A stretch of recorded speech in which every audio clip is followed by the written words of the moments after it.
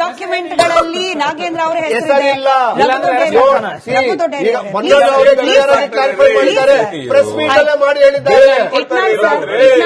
Itnal sir, ರಘುವರ್ಧನ್ ಅವರು ಬಹಳ simple ಆಗಿ ಹೇಳಿದ್ರು. ಕಾಂಗ್ರೆಸ್ನ ಬಹುತೇಕರು ಕೂಡ ಅದೇ ಹೇಳ್ತಿದ್ದಾರೆ. ಹೋಗಿತ್ತು ವಾಪಸ್ ಬಂದ್ಬಿಟ್ಟಿದೆ, ದುಡ್ಡು ಹೋಗಿತ್ತು ವಾಪಸ್ ಬಂದ್ಬಿಟ್ಟಿದೆ. ಯಾಕೆ ಹೋಯ್ತು, ಎಲ್ಗ್ ಹೋಯ್ತು, ವಾಪಸ್ ಹೇಳಿ ಸರ್. ಹೋಗ್ಲಿಕ್ಕೆ ಬಿಟ್ಟವ್ರು ಯಾರು, ಹೋಗ್ತಾ ಇದೆ ಅಂತ ಗೊತ್ತಾದಾಗ ನಾಗೇಂದ್ರ ಅವ್ರ ಪಾತ್ರ ಏನಾಗಿತ್ತು? ಇದು ಈ ವಿಚಾರ 2-3 ಆಯಾಮಗಳಲ್ಲಿ ತಪ್ಪಾಗಿ ಮಾತಾಡ್ತಿದ್ದಾರೆ. 2 ತಪ್ಪು ಕಾಣ್ತದೆ. ಇದು ಏನಂದ್ರೆ, ಒಂದು, ನೀವು ದುಡ್ಡು ಬಂದಿದೆ, ಕ್ರೈಮ್ ಆಗಿಲ್ಲ ಅಂದ್ರೆ ಏನು? ಕಳು ಮಾಡಿದ್ದು ಕ್ರೈಮ್, ದುಡ್ಡು ವಾಪಸ್ ಕೊಡು. ಅರೆ, ನೀವು ತಗದೆ ಹೋಗಿ ತಗೊಂಡ್ಬರ್ತಾರ್ರಿ. ನೀವು ಕಳು ಮಾಡಿದ ಮಾಲನ್ನ ವಾಪಸ್ ಕೊಡದೆ ಹೋದ್ರೆ ಪೊಲೀಸರು ಬಂದು ಜಪ್ತಿ ಮಾಡಿ ತಗೊಂಡ್ಬರ್ತಾರೆ. ಅದು ದೊಡ್ಡ ಕೆಲಸ ಅಲ್ಲ ಅದು. ಆದ್ರೆ ಕಳುವಾಗಿದೆ ಒಂದು. ಆಮೇಲೆ ಚಾರ್ಜ್ ಶೀಟ್ ಹೆಸರಿಲ್ಲ. ಚಾರ್ಜ್ ಶೀಟ್ ಹೆಸರು ಇರಲಿ ಇರದೇ ಇರಲಿ, ಯಾರ ಸುಪರ್ದಿಯಲ್ಲಿ ನಡೆದಿದೆ? ಮಂತ್ರಿ ಅಂದ್ರೆ ಏನು? ಯಾವ ಮಂತ್ರಿ ಕೂಡ, ಯಾವ ಮುಖ್ಯಮಂತ್ರಿ ಕೂಡ ಮುಗಿಸ್ತಾನೆ. ಯಾರೂ ಕೂಡ ಆರ್ಡರ್ಗಳಿಗೆ ಸೈನ್ ಹಾಕೋದಿಲ್ಲ. ಹಾಕೋದು ಯಾವಾಗಿದ್ರು ಕೂಡ ಅಧಿಕಾರಿಗಳ ಡೈರೆಕ್ಷನ್ ಕೊಡೋರು ಯಾರು? ನೀವು ಇಲಾಖೆಯನ್ನು, ಇದರ ಅರ್ಥ ಏನು? ಒಂದು, ಯು ಆರ್ ಇನ್ಎಫಿಷಿಯಂಟ್, ಈ ಇಲಾಖೆ ನಿಯಂತ್ರಣ ಮಾಡಕ್ಕಾಗಿಲ್ಲ. ಅಥವಾ ಯು ಆರ್ ಆಕ್ಟಿವ್ಲಿ ಪಾರ್ಟಿಸಿಪೇಟೆಡ್. ಅದಕ್ಕೆ ಆತ್ಮಹತ್ಯೆ ಮಾಡ್ಕೊಂಡಿದ್ದಾರೆ ಚಂದ್ರಶೇಖರಯ್ಯ. ಆಕ್ಟಿವ್ಲಿ ಪಾರ್ಟಿಸಿಪೇಟೆಡ್ ಅಂತ ಹೇಳಿದಾರೆ ಅವರು. ಆತ್ಮಹತ್ಯೆ ಡೆತ್ ನೋಟ್ ಇದೆ. ಹೀಗಿರುವಾಗ ಚಾರ್ಜ್ ಶೀಟ್ ಅಲ್ಲಿ ಹೆಸರಿಲ್ಲ ಅಂದ್ರೆ ಏನು?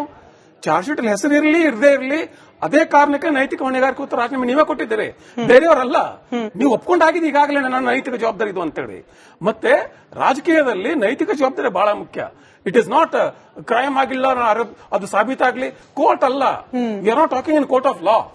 ಕಾನೂನು ಪ್ರಕ್ರಿಯೆ ನಡೀತದೆ. ಆದರೆ ಒಬ್ಬ ಜನನಾಯಕನಾಗಿ, ಒಂದು ನ್ಯಾಯಯುತ ಸರ್ಕಾರದ ಭಾಗವಾಗಿ ನೀವು ಹೇಗೆ ನ್ಯಾಯಪರತೆಯನ್ನ ತೋರಿಸಬೇಕು, ಅದನ್ನ ಮಾಡ್ತಾ ಇಲ್ಲ.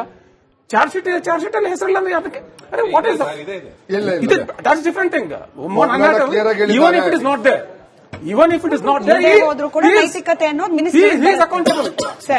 ಇಲ್ದೇ ಮತ್ತೆ ಯಾಕೆ ಮಂತ್ರಿ ಮಾಡ್ತೀರಿ? ರಾಜು ಅಂತ ಹೇಳಿ ದೂರವಾಣಿ ಸಂಪರ್ಕದಲ್ಲಿದ್ದಾರೆ. ಕ್ವಿಕ್ ಕಾಲ್ ತಗೊಂಡ್ಬಿಡೋಣ. ಸರ್, ರಾಜು ಅವರೇ ನಮಸ್ಕಾರ.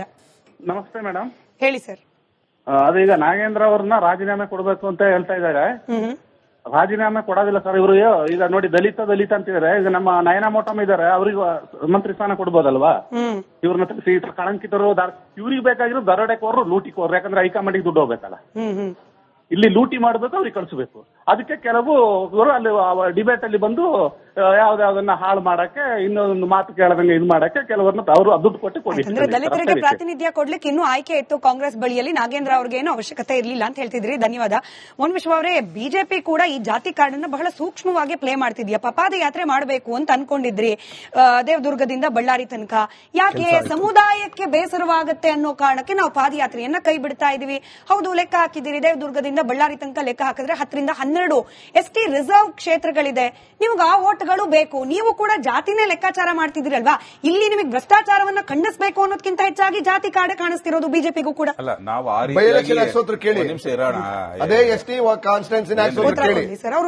ನಾವು ಈ ಕಾಂಗ್ರೆಸ್ ರೀತಿ, ಈ ದಪ್ಪ ಚರ್ಮದ ಸರ್ಕಾರದ ರೀತಿ ಜಾತಿ ಕಾರ್ಡ್ ಪ್ಲೇ ಮಾಡಿದ್ರೆ ಯಾಕೆ ಇಷ್ಟೊಂದು ಹಠಕ್ಕೆ ಬಿದ್ದು ಪ್ರತಿನಿತ್ಯ ಪ್ರತಿಭಟನೆ ಮಾಡ್ತಾ ಇದ್ವಿ ವಿಧಾನಸಭೆಯಲ್ಲಿ? ನೀವು ಆತರ ನೋಡಿದ್ರೆ ಇದು ಅಫೆಕ್ಟ್ ಆಗಲ್ವಾ? ಅದು ಕೆಲವೊಂದು ಸ್ವಲ್ಪ ಕೇಳೋಣ, ರಘು ಕೇಳೋಣ ಇಲ್ಲಿ, ಆಯ್ತಲ್ಲ? ಅದಕ್ಕೂ ಇದಕ್ಕೂ ಸಂಬಂಧ ಹೋರಾಟ ಮಾಡೇ ಮಾಡ್ತೀವಿ. ಅದು ಕೆಳಗಿಳಿಯವರೆಗೂ ಬಿಡಲ್ಲ, ಸೀನಾ ಇಲ್ಲ, ಆಯ್ತಲ್ಲ? ತಿರ್ಗಾ ಪ್ರತಿ ಜಿಲ್ಲೆನಲ್ಲಿ ಮಾಡ್ತಾ ಇದೀವಿ, ನೆಕ್ಸ್ಟ್ ತಾಲೂಕು ಕೇಂದ್ರಗಳಲ್ಲೂ ಮಾಡ್ತೀವಿ. ಆತರ ಅಫೆಕ್ಟ್ ಆಗಿರೋ ಅಲ್ಲೂ ಆಗ್ಬೇಕಲ್ವಾ? ನಾನು ಹೇಳೋದೇನು ಅಂತ ಹೇಳಿದ್ರೆ, ನೋಡಿ, ಈ ಕಾಂಗ್ರೆಸ್ಸಿನ ಚಾಳಿ ಕಳೆದ 3 ವರ್ಷದಿಂದ ಅಬ್ಸರ್ವ್ ಮಾಡಿ. ಮೂಡ ಸೈಟ್ ಹಗರಣ, ಸಿದ್ದರಾಮಯ್ಯನವರ ಹೆಸರು ಇದ್ರೂ ಕೂಡ ಅದಕ್ಕೆ ಅಧಿಕಾರಿಗಳೇ ಹೊಣೆ. ನೆಕ್ಸ್ಟ್ ವಾಲ್ಮೀಕಿ ಅಭಿವೃದ್ಧಿ ಮಾಡಿದವರು, ಡೇ ಲೈಟ್ ರಾಬರಿ ಮಾಡಿದವರು ಸಚಿವರಾದ್ರೂ ಕೂಡ ಅದಕ್ಕೂ ಅಧಿಕಾರಿಗಳೇ ಹೊಣೆ. ತಿರ್ಗಾ ನೆಕ್ಸ್ಟ್ ಅಬಕಾರಿ ಹಗರಣ 5,000 ಕೋಟಿ, ಅದಕ್ಕೂ ಅಧಿಕಾರಿಗಳೇ ಹೊಣೆ, ಸಚಿವರಲ್ಲ. ನೆಕ್ಸ್ಟ್ ಕೆಪಿಎಸ್ಸಿ ಅಕ್ರಮ ನೇಮಕಾತಿ ಹಗರಣ, ಅದಕ್ಕೂ ಸಚಿವರಿಗೂ ಸಂಬಂಧನೇ ಇಲ್ಲ, ಅದಕ್ಕೂ ಅಧಿಕಾರಿಗಳೇ ಹೊಣೆ. ಇವ್ರು ಏನೇ ಸ್ಕ್ಯಾಮು, ಏನೇ ಅಕ್ರಮ ಮಾಡಿದ್ರು ನೇರವಾಗಿ ಅಧಿಕಾರಿಗಳೇ ಹೊಣೆ. ನೆಕ್ಸ್ಟ್ ಕೇಂದ್ರ ಅಂತ ಬಂದಾಗ, ನೀಟ್ ಪೇಪರ್ ಲೀಕ್ ಆದಾಗ ಎಲ್ಲೂ ಕೂಡ ಧರ್ಮೇಂದ್ರ ಪ್ರಧಾನ್ ಅವರೇ ಹೇಳಿದ್ರು ನೀಟ್ ಪೇಪರ್ ಲೇಕ್ ಮಾಡಕ್ಕೆ ಅಂತ ಬಂದಿಲ್ಲ. ಯಾವ ಚಾರ್ಜ್ ಶೀಟ್ ನಲ್ಲೂ ಬಂದಿಲ್ಲ.